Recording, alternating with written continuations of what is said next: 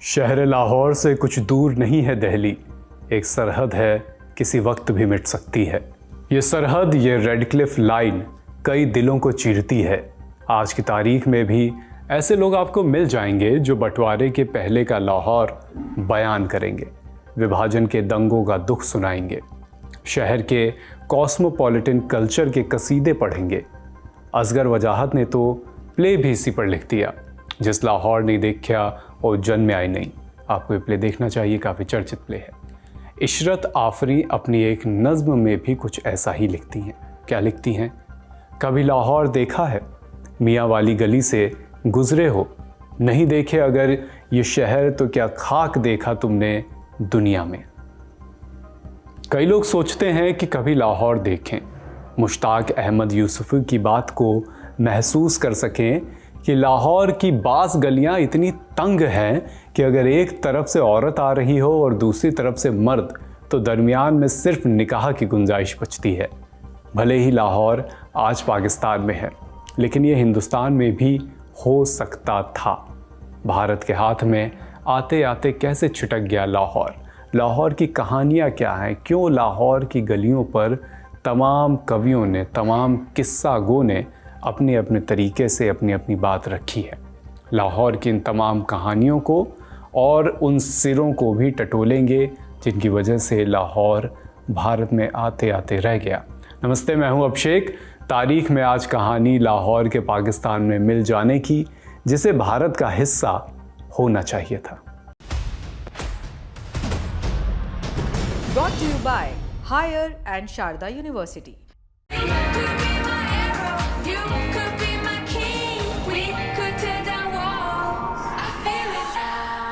मैं 4 साल का था। माँ ने जल्दी जल्दी मुझे अपनी बाह में दबाया, बहन को गोद में लिया, जो सामान हो सकता था कार में रखा। हमारे ड्राइवर कुलवंत सिंह थे। उनका परिवार मारा जा चुका था। वो इसलिए बच गए क्योंकि हमारे साथ थे। एक बच्चे के तौर पर आप सब कुछ स्वीकार कर लेते हैं। जब बड़े हुए तब समझ आया कि क्या खो दिया। अगर बंटवारा न हुआ होता, निश्चित तौर पर मैं आज लाहौर में बैठा होता, न कि दिल्ली में। सरबजीत सिंह की ये बातें सुनकर मन में हुक उठती है। बीबीसी को दिए एक इंटरव्यू में उन्होंने उस वक्त की यादें साझा की थी। विभाजन ने कई जिंदगियां तबाह की, गांव के गांव जला दिए गए। भारतीय मूल के अमेरिकी लेखक निशीथ हजारी अपनी किताब मिडनाइट्स फ्यूरीज में कुछ इस तरह लिखते हैं कि हत्यारों के गिरोहों ने पूरे गांव को आग के हवाले कर दिया। पुरुषों, बच्चों और बूढ़ों को मौत के घाट उतार दिया। युवतियों को बलात्कार के लिए ले गए। कुछ ब्रिटिश सैनिकों और पत्रकारों ने नाजी डेथ कैंप्स देखे थे। उन्होंने दावा किया कि विभाजन की क्रूरताएं और भी बदतर थीं। प्रेग्नेंट महिलाओं के स्तन काट दिए गए, उनके पेट से बच्चे काट दिए गए, बच्चों को सच में भून दिया गया। खुशवंत सिंह पार्टीशन से पहले लाहौर में रहते थे।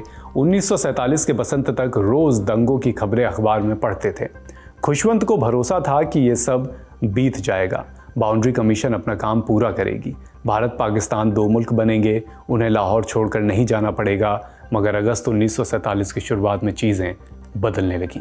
दंगों ने नरसंहार का रूप ले लिया। यह स्पष्ट हो गया कि सिखों और हिंदुओं को पाकिस्तान छोड़कर जाना पड़ेगा। खुशवंत सिंह सिख थे, लेकिन इस उम्मीद से लाहौर में रुके रहे कि उन्हें अपना वतन छोड़कर नहीं जाना पड़ेगा।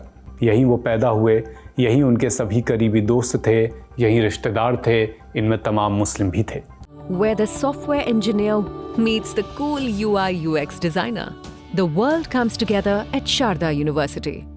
लेकिन खुशवंत को शायद इस बात का अंदाज़ा नहीं था कि उनका ही वतन अब उनके लिए परदेश हो चुका है। वो अपनी किताब पंजाब, पंजाबीज़ एंड पंजाबियत में इस बारे में जिक्र करते हुए लिखते हैं कि अगस्त के पहले हफ्ते की एक दोपहर मैंने बाज़ारों से काले धुएं के गुबार उठते देखे, गोलियों की आवाज़ें सुनी, महिलाओं की चीखें भी कानों में पड़ रही थी।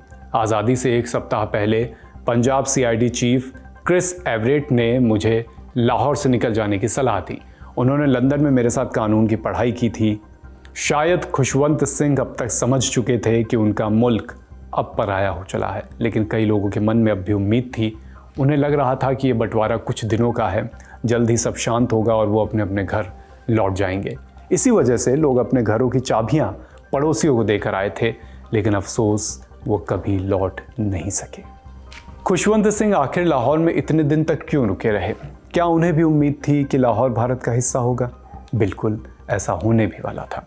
चूँकि देश का बंटवारा धर्म के आधार पर हुआ था और लाहौर में मुस्लिम ज़्यादा थे, इसलिए इसे पाकिस्तान को दिया गया होगा। ऊपर से देखकर ऐसा लगता है, पर ऐसा है नहीं।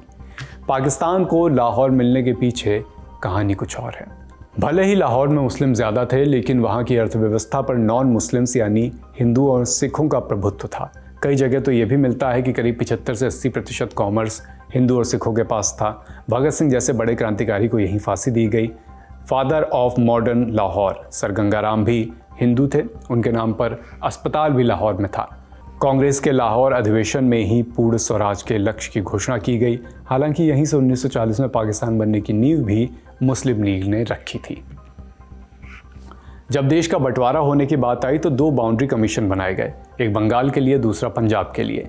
हर कमीशन में 2 भारतीय, 2 पाकिस्तान के नुमाइंदे थे। इन दोनों का chairman sir Cyril John Radcliffe को बनाया गया। वो एक ब्रिटिश वकील थे। पंजाब प्रोविंस का बंटवारा ज़्यादा पेचीदा था क्योंकि बहुत सारे सिख और हिंदू आज के पाकिस्तान में रहते थे। बाउंड्री कमीशन से पहले जब बंटवारे की बात चली तो कुछ लोगों ने पंजाब को 3 हिस्सों में बांटने का प्रस्ताव दिया था। सरदार हरनाम सिंह, सरदार सोरन सिंह और लाला भीमसेन सच्चर समेत सिख और कांग्रेस नेताओं ने पंजाब के विभाजन की एक योजना पेश की। उन्होंने पंजाब को 3 भागों में विभाजित करने की बात कही। पहला हिस्सा अंबाला और जालंधर डिवीजन्स को मिलाकर एक गैर मुस्लिम प्रांत, दूसरा हिस्सा रावलपिंडी और मुल्तान डिवीजन्स का एक मुस्लिम प्रांत और तीसरा हिस्सा हिंदुओं, मुसलमानों और सिखों के संयुक्त नियंत्रण में लाहौर डिवीज़न वाला एक प्रांत। माने लाहौर डिवीज़न का बंटवारा ट्रिकी था। इसमें सियालकोट, गुजरावाला, लाहौर, अमृतसर, गुरदासपुर और गुजरात जैसे ज़िले थे। इनमें से लाहौर का मामला और ज़्यादा जटिल था क्योंकि ये एक बड़ा शहर था। यहाँ मुस्लिम मेजॉरिटी थी, लेकिन कारोबार नॉन मुस्लिम्स के हाथ था। ये एक विरोधाभास था यहाँ पर। ये बातें भी चलती हैं कि रेडक्लिफ को बाउंड्री कमीशन का चेयरमैन बनाने का सुझाव मोहम्मद अली जिन्ना ने ही दिया था, इसलिए उन्होंने लाहौर पाकिस्तान को दे दिया। सीनियर जर्नलिस्ट कुलदीप नैयर इस बात को नकारते हैं। उन्होंने 1971 में रेडक्लिफ का इंटरव्यू किया था। ये पूरी बातचीत नैयर ने अपनी किताब Scoop Inside Stories from the Partition to the Present इस नाम की किताब में दर्ज की है। ये इंटरव्यू लंदन में रेडक्लिफ के फ्लैट पर रिकॉर्ड हुआ था। नैयर ये जानना चाहते थे कि भारत पाकिस्तान की बाउंड्रीज आखिर खींची कैसे गई थी। हालांकि पंजाब बाउंड्री कमीशन के 4 सदस्य और थे। भारत से मेहर चंद महाजन और तेजा सिंह, पाकिस्तान से दीन मोहम्मद और मोहम्मद मुनीर, ये सभी सर्विंग जज थे। मेहर चंद महाजन आगे चलकर चीफ जस्टिस ऑफ इंडिया भी बने। इन चारों के बावजूद आखिरी फैसला रेडक्लिफ का ही होता था क्योंकि भारत के दोनों नुमाइंदे एक तरफ होते थे और पाकिस्तान के दूसरी तरफ। जाहिरन रेडक्लिफ को बहुत कम समय दिया गया था। अपना काम करने के लिए सिर्फ 5 हफ्ते दिए गए। उन्हें सब कुछ जल्दी जल्दी निपटाना था। रेडक्लिफ दोनों बाउंड्री कमीशंस के मेंबर से भी खुश नहीं थे।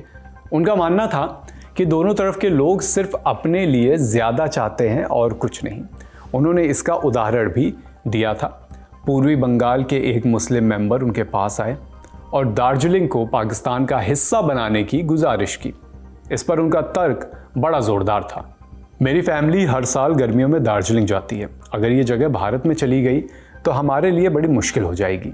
हालांकि रेडक्लिफ ने मेहरचंद महाजन की तारीफ ज़रूर की थी। कुलदीप नैयर ने यह भी जानना चाहा कि सीमा निर्धारण के लिए कौन सा पैमाना अपनाया गया, लेकिन कमाल ये था कि रेडक्लिफ के पास बाउंड्री के लिए कोई निश्चित नियम ही नहीं था।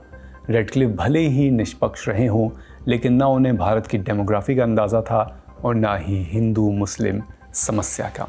उन्हें इतना पता था कि बंटवारा धर्म के आधार पर कर दिया जाना है। इसके लिए उन्हें ना ढंग के नक्शे दिए गए थे, ना ही कोई एक्सपर्ट उस समय जो सब भूगोल समझता हो, ऐसा कोई एक्सपर्ट उनके पास नहीं था।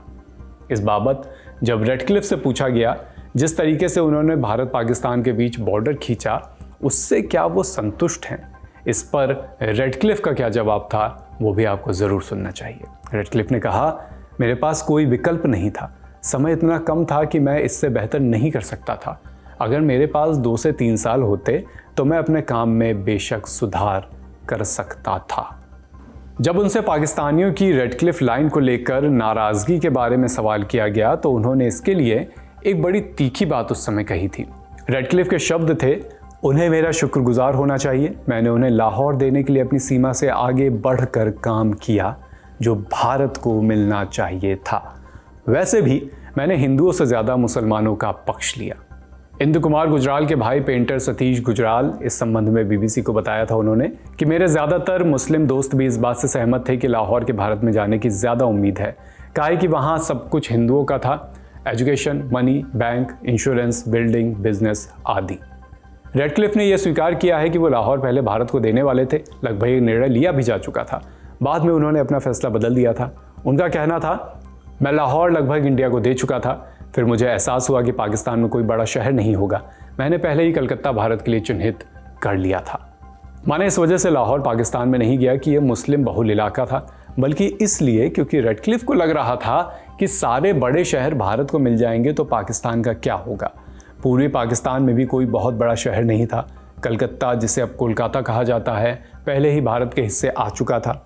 इसलिए रेडक्लिफ ने स्वविवेक से लाहौर पाकिस्तान को दे दिया और इस संबंध में वो जो तमाम स्वीकारोक्ति कर चुके हैं वो भी अब आपके सामने ही है, जिसमें ये भी शामिल है कि अगर ज़्यादा समय होता तो बेशक मैं इस संबंध में, विभाजन के संबंध में सुधार करता।